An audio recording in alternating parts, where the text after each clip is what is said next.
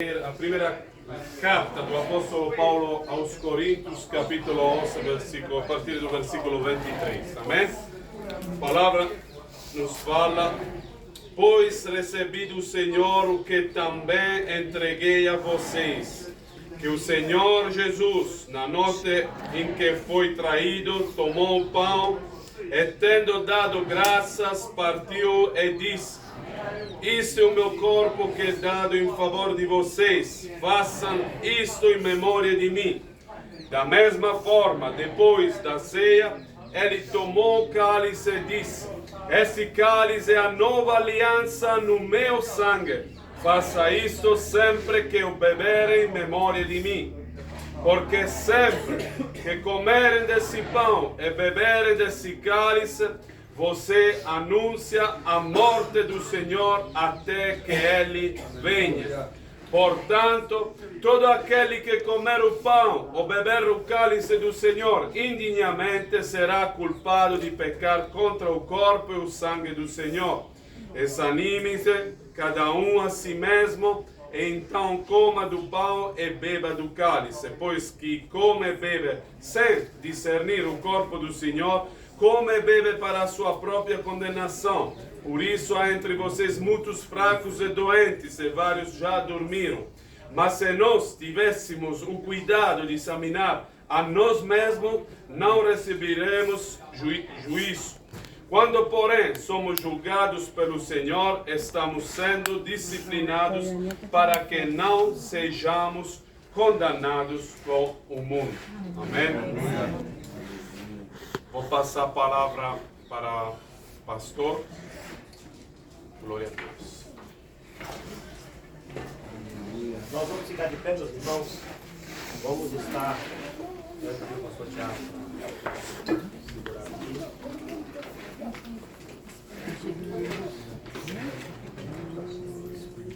Vamos consagrar o pão e vamos consagrar o vinho. Pai, aqui está, meu Deus, o pão que representa, que simboliza o corpo do Senhor Jesus. Oh, Deus. Aqui está o vinho que simboliza o sangue do Senhor Jesus. Oh, e nós queremos fazer memória de Ti.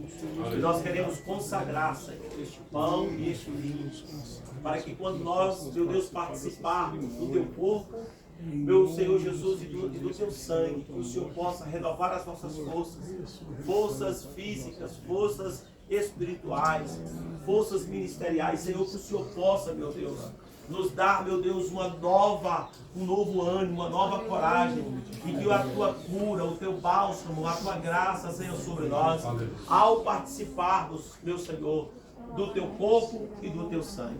Assim te peço e assim te agradeço, em nome de Jesus. E todos dizem amém. Já está consagrado. Nesse momento nós iremos ouvir a palavra com o pastor Juvenal Gomes. Pai show, meus irmãos, glorificamos a Deus por essa oportunidade ímpar que o Senhor está nos concedendo de estarmos nesse lugar respeitável, esse lugar memorável, esse lugar que nós devemos reverenciar, porque trata-se do lugar onde a tradição judaica diz e defende que Jesus ressuscitou. Para isso, gostaria de refletir com os irmãos acerca do texto de Mateus, capítulo 28, a partir do versículo 1, está escrito assim na ARC, a versão de Almeida, revista e corrigida. E no fim do sábado, quando já despontava o primeiro dia da semana, Maria Madalena e a outra Maria foram ver o sepulcro.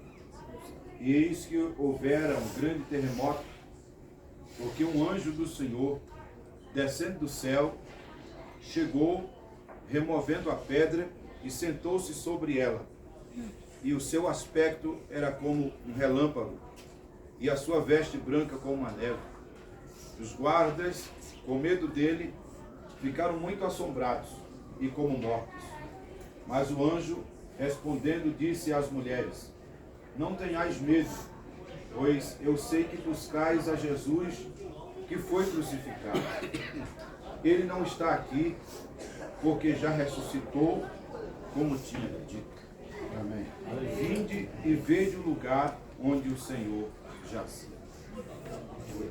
Meus queridos, nós fizemos, junto com nosso pastor Abraham Robson e o guia, o percurso da chamada Via Dolorosa, onde Jesus, lá, desde o seu último julgamento, ele conduziu uma cruz para vir até a esta localidade que nós olhamos por último ali, o Gólgota. E eu vinha caminhando, subindo desse trajeto de lá para cá e observando quanto de fato Jesus sofreu por nós. Quanto de fato Jesus padeceu por nossos pecados. Imagine que só a subida, sem absolutamente nada nas mãos, já é um tanto cansativo. E ele carregava uma pesada cruz, que após o seu julgamento, foi colocada sobre os seus ombros. Primeiro ele foi julgado, e no julgamento ele foi inocentemente condenado.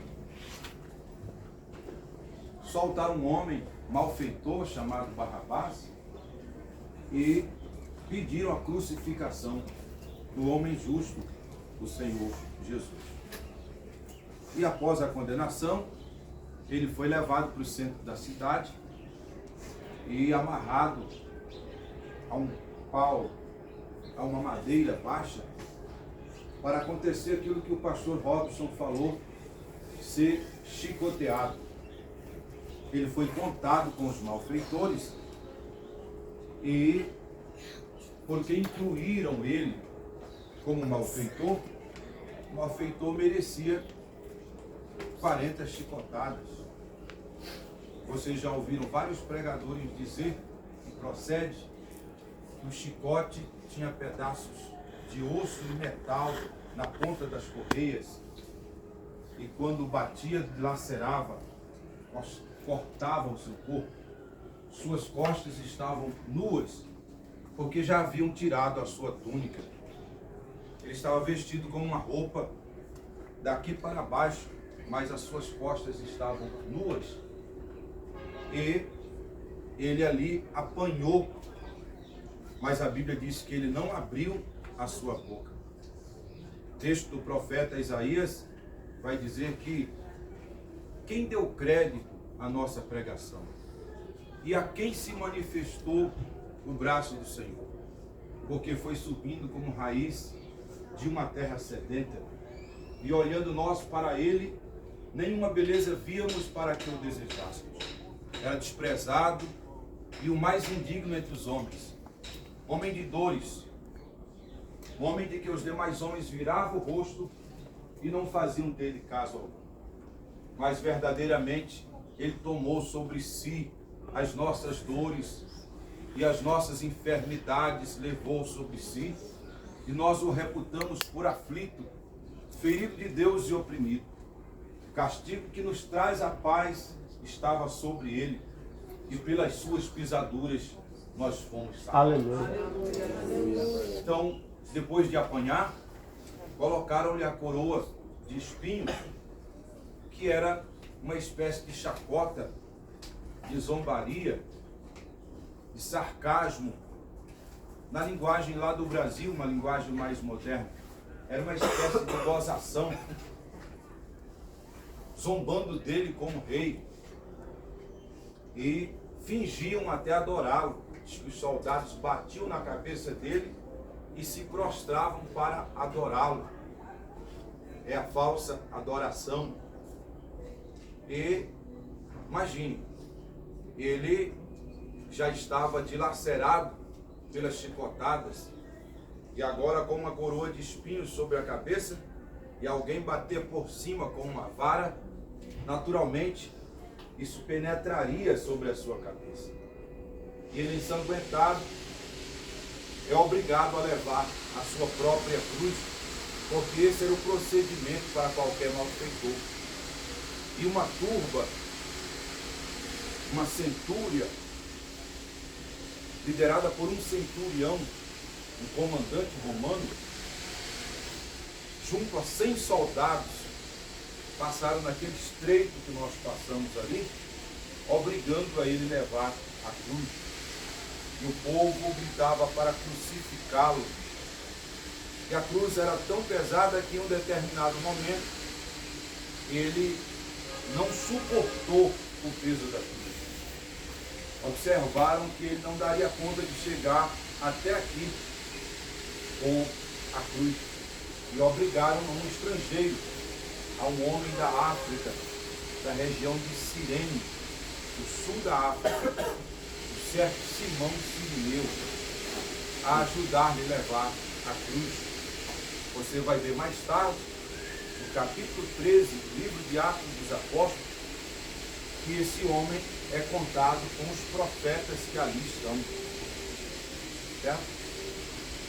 Ele aparece lá na frente, já com um ministério. Lá ele é chamado de Simão Níger. Essa expressão Níger no grego quer dizer preto, negro. É uma referência àquele escravo que ajudou Jesus a levar a cruz. Então, chegaram por fim ao Calvário. E ao chegar no Calvário, obrigaram que ele se deitasse sobre a cruz. E ele, humildemente o fez, deitou-se sobre a cruz. Obrigaram ele a estender a mão esquerda. E ele estendeu a mão esquerda e pregaram a sua mão viva sobre a cruz. Obrigaram a estender a mão direita e pregaram a sua mão direita viva sobre a cruz. Obrigaram ele a colocar um pé sobre o outro, em cima do outro, e traspassaram os seus 2 pés com um imenso prego. E então começaram a hastear a cruz, cujo buraco já estava aberto. E com o peso do seu corpo, ainda que fosse flácido, seus tendões quase iam se rompendo, porque ele estava sustentado simplesmente em 3 pregos. E quando a cruz foi hasteada, ele estava junto a 2 malfeitores que também estavam sendo crucificados. Um à sua direita, outro à sua esquerda, e um zombava dele. Falava para o colega, se esse homem fosse realmente o Cristo, poderia descer daí, salvar-se a si mesmo. Mas o outro diz, rapaz, nós estamos aqui porque os nossos pecados merecem, mas este justo nem o mal fez. E, sei lá, se conseguiu virar o rosto e fez-lhe um pedido. Mestre, lembra-te de mim quando entrares no teu reino. E ele disse, hoje estarás comigo no paraíso. Aleluia. Quer dizer, Jesus tomou todo o período do seu ministério, mais ou menos 3 anos, fazendo o bem, perdoando, curando, salvando, e ainda na hora da sua crucificação, ele ainda perdoa e ele ainda salva. Então, a Bíblia nos diz que esse momento se deu entre a hora 9ª, a hora 6ª e a hora 9ª. Isso, para o calendário deles aqui, é entre 9 horas da manhã e meio-dia. E nesse período, hora 9ª, digo melhor, 3 horas da tarde, e hora 6ª, meio-dia. Nesse instante, a palavra de Deus nos mostra que ele deu um brado, De repente, ele que estava como mudo, não falava nada, ele falou alguma coisa, ele resolveu dizer alguma coisa. E ele ergue a cabeça e fala assim, Eli, Eli, ou noutra versão, Eloi, Eloi, lama sabachthani, que quer dizer, Deus meu, por que me desamparaste? Ele sentiu-se só naquele instante, porque o pai, naturalmente, por um instante, virou o rosto. Ele seria traspassado com uma espada. Se o pai ficasse olhando para aquela cena, muito provável destruiria toda a raça humana no seu poder, na sua justiça. Então, por um instante, ele virou o rosto e ele sentiu-se desamparado, sentiu-se sozinho. Mas a Bíblia diz que ele deu um grande brado e expirou. Não foi preciso o soldado chegar e traspassar ele com a espada para ele morrer. Ele morreu antes de ser traspassado. E isso mostra que ele deu a sua vida. O soldado depois chegou e quebrou as suas pernas para agilizar o processo da morte. Ou quebrou as pernas dos malfeitores, mas não chegou a quebrar as suas pernas. Ele já estava morto. E isso para se cumprir a Escritura, que em nenhum dos seus ossos ninguém tocaria. Então, ele morre ali, depois da sua morte, minutos, instantes, ele é traspassado com a espada e do seu lado sai água e sangue.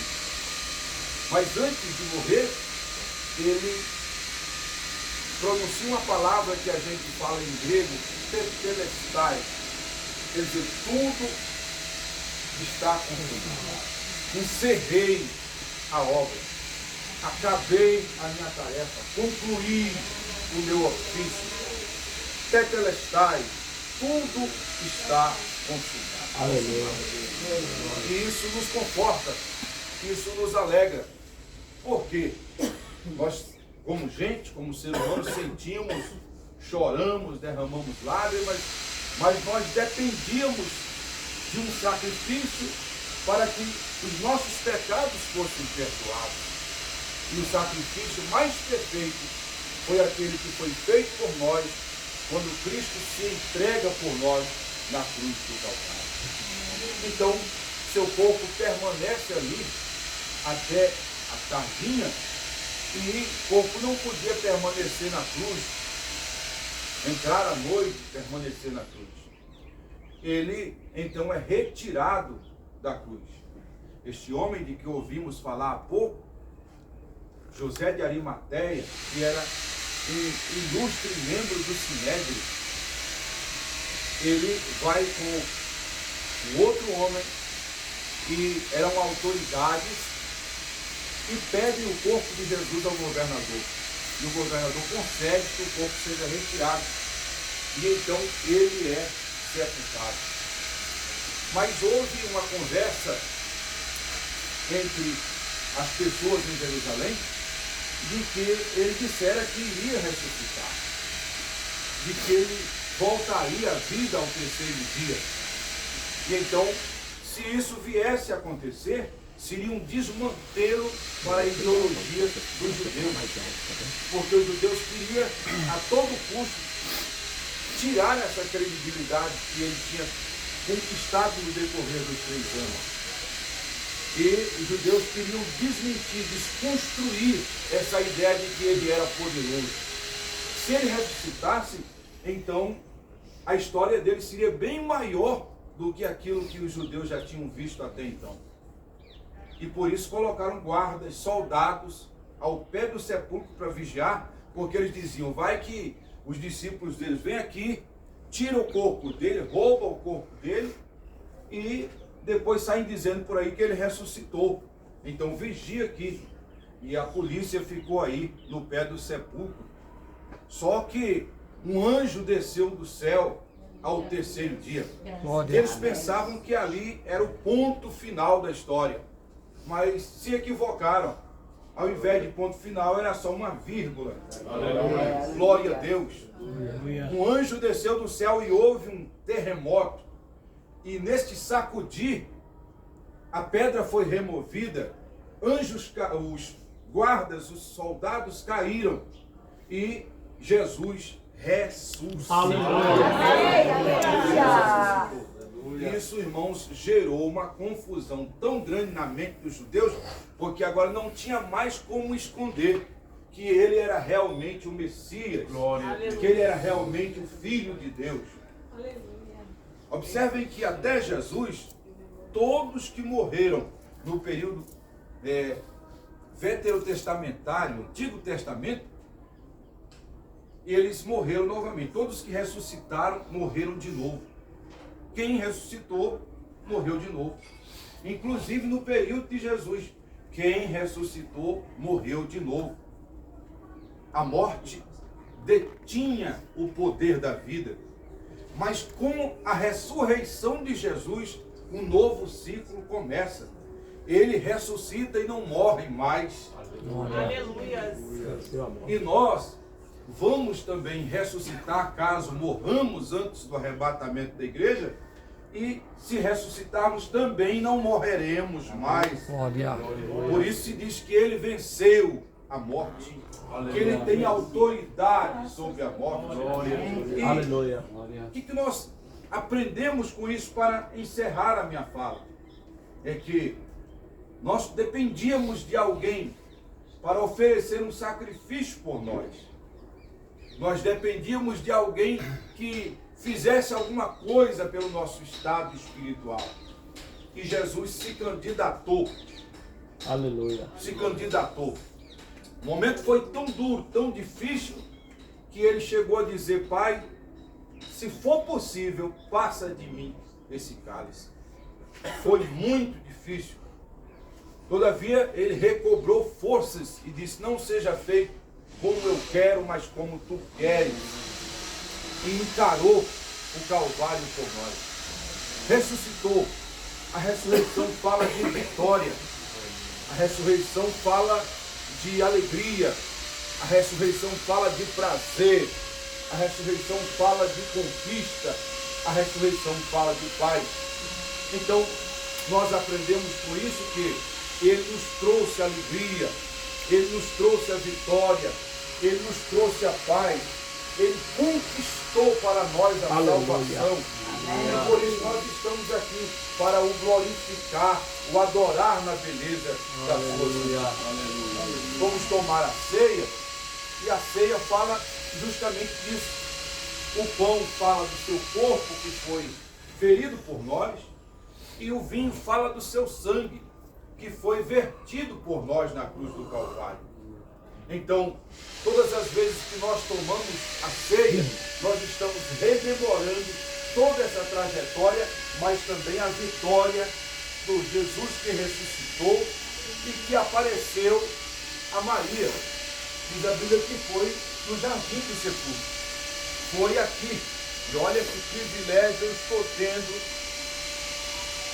nessa tarde, de falar disso no mesmo local onde isso aconteceu. Estava turvo. O dia vinha amanhecendo e os discípulos estavam abalados, abatidos com a morte de Jesus. E ela teve a coragem de entrar aqui entre as árvores. Talvez não tenham mais árvores aqui dessa época, mas o horto era aqui. E ela entra e ela encontra um homem que ela julgava fosse o jardineiro, o homem que cuidava daqui do horto. E ela já tinha ido ao sepulcro e viu que o sepulcro estava aberto, não tinha ninguém lá dentro. E ela saiu procurando, e parece que ela cria nessa ideia de que o corpo poderia ser roubado. E ela pergunta ao jardineiro: foi o senhor que roubou o corpo do meu senhor? Se foi o senhor, diz onde o puseste. E ela não sabia com quem estava falando. Aleluia. Porque às vezes estamos perto de Jesus, falamos com Jesus e não sabemos que é Jesus. Por exemplo, nessa tarde estamos aqui e Jesus está aqui. Nós estamos glorificando o nome de Jesus. Mas pode ser que tenha alguém aqui que pense que ele está longe, que ele está distante. Foi o Senhor, e a Bíblia diz que Jesus falou assim: Maria. E a ovelha conhece a voz do seu pastor. E ela entendeu que o homem era Jesus. E ela prostrou-se para adorá-lo. E ele disse: vai à frente, direção Galileia, lá de onde nós viemos. E diz para os meus discípulos que eu já ressuscitei. E aí, 8 dias depois, lá no cenáculo, eles se reuniram aqui, vieram para cá com essas informações. Estava todo mundo aí no cenáculo que nós visitamos também. E a Bíblia diz que as portas estavam fechadas. Eles ainda respiravam medo dos judeus. Quem matou Jesus pode nos matar. Quem matou o mestre pode querer matar os discípulos. E era muito provável que isso acontecesse. As portas fechadas, de repente ele entra e diz: paz seja convosco. Olha que coisa linda, coisa maravilhosa. As portas fechadas. E 8 dias depois ele vem e repete, certo? Primeira vez que ele veio só tinha 10. Um tinha se enforcado e o outro não estava lá, o Tomé tinha saído. Quando Tomé volta, os outros disseram: Tomé, você não sabe quem esteve aqui. Você não sabe, o mestre entrou aqui, Jesus esteve conosco, ressuscitou. Ele disse: não, Jesus não. Imagine que a ideia era aquela mesma do povão. Ele não vai ressuscitar. Eu só creio se eu colocar o meu dedo na sua mão, no lugar onde ele foi traspassado, e colocar a minha mão do seu lado, onde ele foi furado com a espada. Senão não creio. E aí, irmãos, depois Jesus aparece. Agora estavam os 11. Tomé estava lá. E Jesus mais uma vez: paz seja convosco. E imagine a quem ele se dirige. Justamente a Tomé. Tomé, me dá aqui o teu dedo, põe aqui na minha mão. Estou incrédulo. Pega aqui a tua mão e coloca do meu lado e veja que sou eu mesmo. Aleluia. Eu sou espírito, não sou eu mesmo. E seja crente e não incrédulo. Aleluia. Quem pode glorificar a Deus? Então, nessa tarde nós estamos celebrando essa vitória. Já chorei como criança hoje, mas estou felicíssimo porque o meu Jesus ressuscitou. Dá um abraço ao seu irmão e fala assim: ele ressuscitou. Essa é a nossa vitória, a sua ressurreição.